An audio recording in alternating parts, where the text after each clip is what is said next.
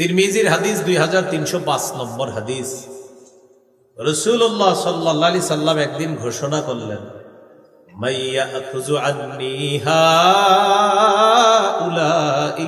কালিমাত ফায়ামালু বিহিন্না আও ইউআল্লিমু মান ইয়ামালু বিহিন্না।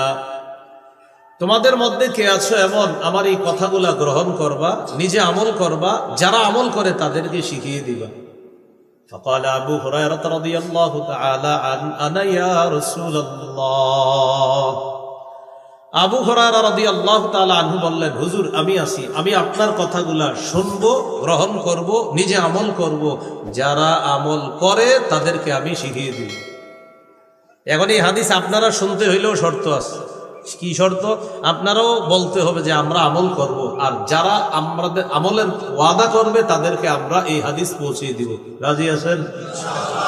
এই হাদিস বলার আগে এটা বলে নিতে হয় শ্রোতাদেরকে, যে শ্রোতাও এই ব্যাপারে কমিটমেন্ট হতে হবে যে হ্যাঁ আমিও এটা শুনবো, মানবো। কারণ নবীজি হাদিস শোনানোর আগে বলছে কে আসো, গ্রহণ করবা, মানবা।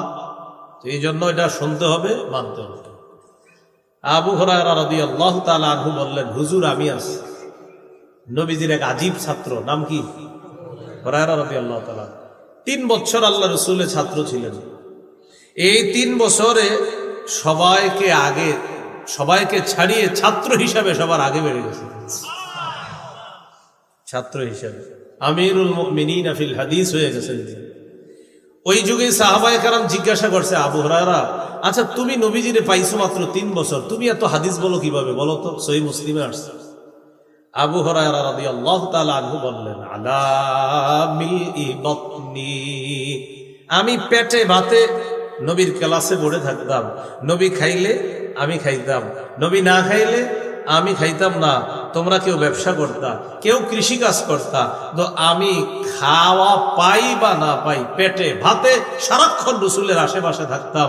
এই জন্য আল্লাহ আমার দ্বারা এত বেশি হাদিসের কাজ নিচ্ছে।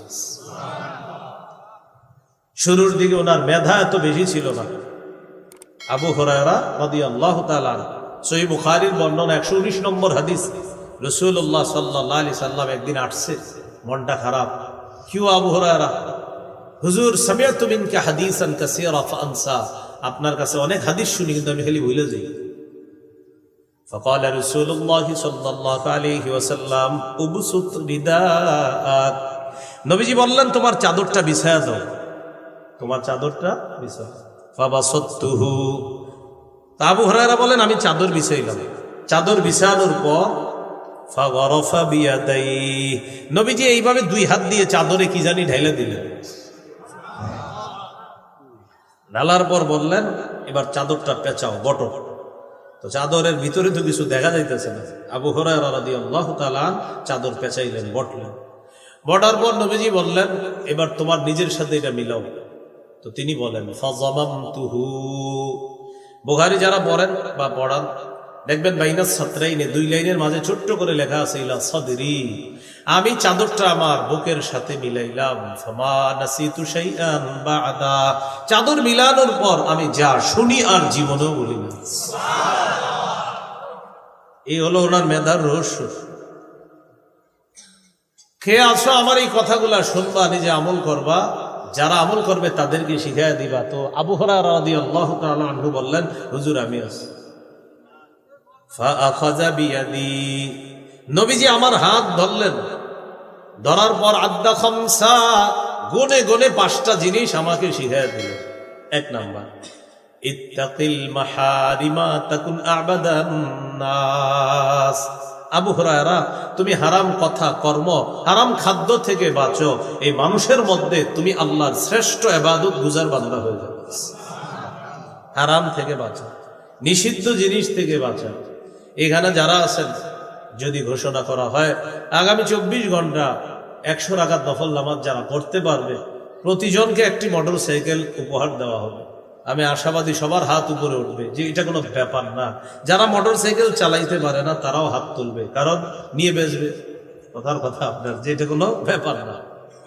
কিন্তু যদি বলা হয় আগামী 24 ঘন্টা একটা গুনাহ করবেন না, তাহলে হাত সহজে উঠবে না উপরে, কারণ 24 ঘন্টা গুনাহ ছাড়ার চিন্তা করলে প্রথমে মাথায় আসবে আমি তো নগদ সুদি কারবারে জড়িয়ে আছি। আগামীকাল কিছু ঘুষের টাকা পাওনার কথা আছে, আগামীকাল অমুকের সাথে একটা লেনদেন আছে, ওখানে আমি কিছু টাকা পয়সা তার থেকে মারার চিন্তা ভাবনা আছে। এই যে আপনি হাত তুলবেন না কেন? কারণ গুনাহ ছেড়ে দেওয়া এটা বড় মুশকিল বিষয়। নফল ইবাদত করতে পারা এটা একদম সহজ, তো একটা গুনাহ ছাড়তে পারা এটা উম্মতের জন্য অনেক কঠিন বিষয়।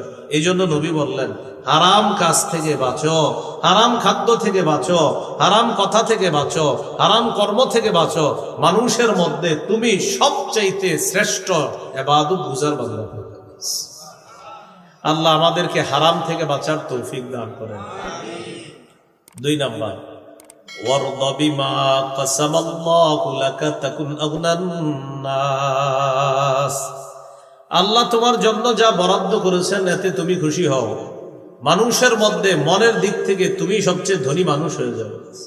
আল্লাহ আপনারে যা দিস এটাতে আপনি খুশি থাকেন, তাহলে আপনি ধনী মানুষ হয়ে যাবেন। আপনার মাসে ইনকাম 20,000 টাকা, এর মধ্যে আপনাকে চলতে হবে। এখন 50,000 টাকা যার ইনকাম, সেদিকে তাকানোর আপনার কোনো প্রয়োজন নাই। 50,000 ওরে হালাল ভাবে যদি ইনকাম করে থাকে, এটা আল্লাহ ওর জন্য বরাদ্দ রাখছে। 20,000 হালাল ভাবে আপনার ইনকাম, আল্লাহ আপনার জন্য 20,000 বরাদ্দ রাখছে। রবের ফায়সালায় খুশি হয়ে যদি যেতে পারেন, 50,000-এ ওর সমাধা হবে, 20,000-এ আপনার সমাধান হবে। খুশি থাকতে হবে যে আমার রব আমার এটা দিছে, এতে আমি খুশি। তো দেখবেন আপনার এই খুশির মধ্যে আল্লাহ আপনার প্রয়োজন পুরা করবে। আর 50 যার জন্য বরাদ্দ, আল্লাহ ওর জন্য ওই পরিমাণ বরাদ্দ করছে। আল্লাহ জানে ওর 50 দরকার, আর আপনার 20 দরকার, এই জন্য আল্লাহ বরাদ্দ 20 দিচ্ছে। এটা আপনি খুশি থাকেন, স্বনির্ভর বান্দা হয়ে যাবে।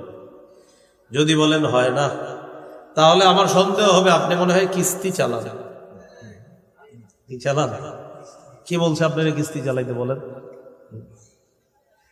আপনি ব্যাংক থেকে সুদে টাকা উঠেছেন। কে বলছে আপনারা সুদে টাকা উঠানোর জন্য? হুজুর শয়তানের ধোকায় পরে উঠাইছিলাম। কে বলছে আপনার উঠানোর জন্য? উঠানোর পর থেকে আপনার 20,000-এ হচ্ছে না। কিন্তু আপনি দেখেন, ব্যাংক লোন উঠানোর আগে আপনার ওই 20,000 টাকায় খুব সুন্দর সুন্দর সংসার, এখন আপনার প্রতিনিয়ত অভাব অনটন গজব চারদিক থেকে আসতেছে। কেন? ওই সুদ নামক গজবের মধ্যে আপনি জড়িয়ে পড়ছেন। তো এই গজবের কারণ তো আপনি।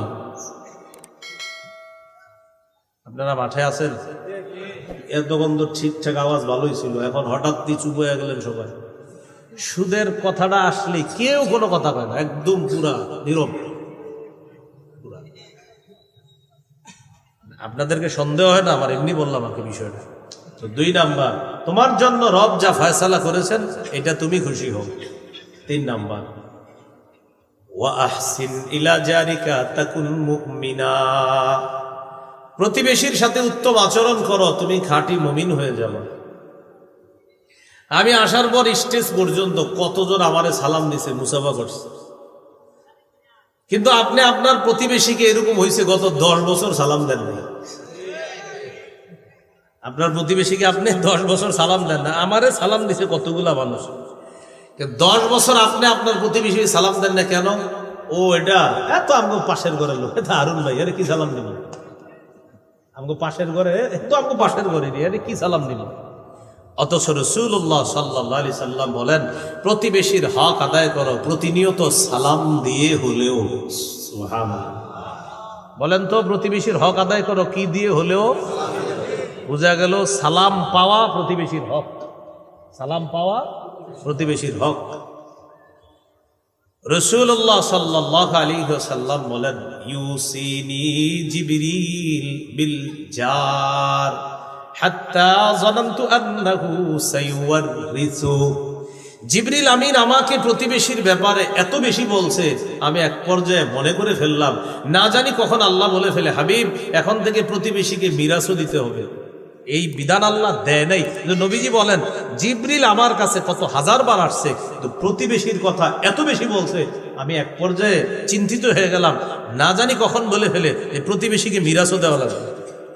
এত বেশি প্রতিবেশীর কথা জিবরিল আমিন আমাকে বলছে। এই জন্য রাসূলুল্লাহ সাল্লাল্লাহু আলাইহি সাল্লাম বলেন, তুমি যখন গোশত রান্না করবা, ঝোলটা বাড়ায় রান্না করবে। কেন? প্রতিবেশীর কারণ নাকে ঝোলের গ্রান গেলে তারও গোস্ত খাইতে মন চাইবে, আর আমার কোন উম্মত তোমার গোস্তের ঝোলের গ্রানে কষ্ট পাবে, আমি নবী তো এটা সইতে পারবো না। তাই তুমি গোস্তের ঝোল ভাড়ায় রান্না করবা, গোস্তের টুকরা যদি নাও পাঠাইতে পারো অন্তত ঝোল পাঠায়া দিবা, এটা দিয়ে যেন সে ভাত, এটা দিয়ে যেন সে রুটি ভিজিয়ে খেতে পারে। অন্যথায় আবু দাউদের বর্ণনায় নবীজি বলেন, অন্যথায় গোস্ত এমন ভাবে রান্না করবা যেন এটার গ্রান বাহিরে না যায়। হয়তো তুমি এমন ভাবে রান্না করো যেন গ্রান বাহিরে না যায়, আর গ্রান যদি বাহিরে যায় আমার কোন উম্মত তোমার গোস্তের ঝোলের গ্রানে কষ্ট পাবে, আমি তোমাকে অনুমতি দিচ্ছি না। রাসূলুল্লাহ সাল্লাল্লাহু আলাইহি সাল্লাম এটা বলে দিলেন প্রতিবেশী। আরেকটা বর্ণনা শোনেন আব্দুল্লাহ ইবনে ওমরের। এক ব্যক্তি ফল নিয়ে ঘরে আসছে, ফল ঘরে আনার সময় প্রতিবেশীর বাচ্চা ফলটা দেখছে। আপনি ঘরে যাওয়ার পর ফল কাইটা আপনার বাচ্চার হাতে দিছেন, বাচ্চা এখন খারাজা, ঘর থেকে বের হয়ে গেছে ফলের টুকরা নিয়ে। অন্যের বাচ্চা ওই ফল দেখা চিন্তা করতে, ওর বাবা ফল আনছে, আমার আব্বা ফল আনে নাই। আল্লাহ রাসূল সাল্লাল্লাহু আলাইহি সাল্লাম বলেন, আমার কোন উম্মতের শিশু সন্তান তোমার শিশু সন্তানের হাতের ফল দেখে কষ্ট পাবে, আমি নবী তো এটা সহ্য করবো না। তাহলে কি করবা? তুমি যদি ফল একা খাও, ফলটা এমন ভাবে ঘরে নিবা যেন আশেপাশের কেউ না দেখে, আর যদি বলো না আশেপাশের কাউকে দিবা, তাহলে তরমুজটা সবাই দেখায় ঘরে নাও, সমস্যা নেই। অন্যথায় কালো ব্যাগের ভিতরে ভরে আপনি ফল ঘরে নেন, প্রতিবেশীকে আপনি কষ্ট দিতে পারেন না। রাসূলুল্লাহ সাল্লাল্লাহু আলাইহি সাল্লাম বলেন, বিল্ডিং যখন বানাবা, বড় অট্টালিকা, প্রতিবেশীর কাছে একটু বইলা নিও। কেন? তুমি বড় বিল্ডিং বানানোর পর তার বাতাস বন্ধ হবে, আমি নবী তো এটা সহ্য করি না, আমার উম্মত বাতাস খাবে না, বাতাস পাবে না তোমার কারণে, এটা আমি তো সহ্য করি না। কথা কি বুঝে আসতেছে সবার? প্রতিবেশীর ব্যাপারে রাসূল সাল্লাল্লাহু আলাইহি সাল্লাম বললেন, প্রতিবেশীর হক আদায় করো, আমি নবী বলে দিলাম তুমি খাঁটি মুমিন হয়ে যাবে।